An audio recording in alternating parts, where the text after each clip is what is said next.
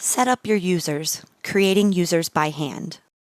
From any page on your Mobiwork account, navigate to Account at the top of the page and choose Users. You will then be brought to the Users List page, displaying a list of all currently enabled users. Rather than disabling the sample users, then creating new users, Mobiwork recommends simply modifying the provided sample users.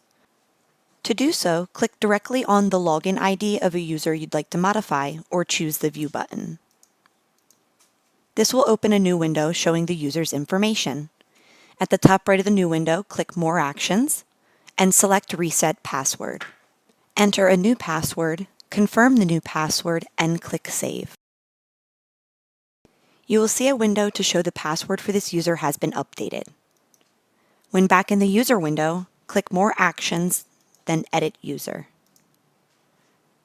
Enter the user's information, including the first name, last name, email address, and login ID.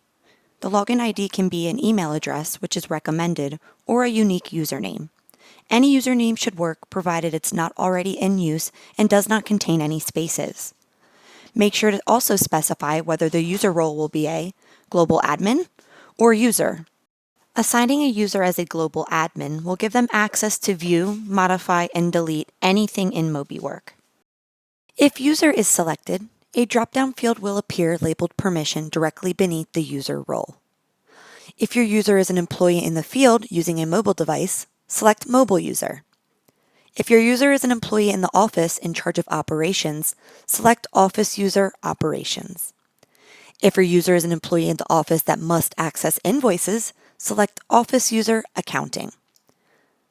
Next, select the All Mobile Users group. Make any other necessary changes and click Save. You will now see the changes listed on the user's profile. Click Close when finished. Repeat these same steps for any other users you'd like to set up. For any users you will not be using, click the arrow to the right of the View button and select Disable. You will then see a window confirming you want to disable this user. Click Yes.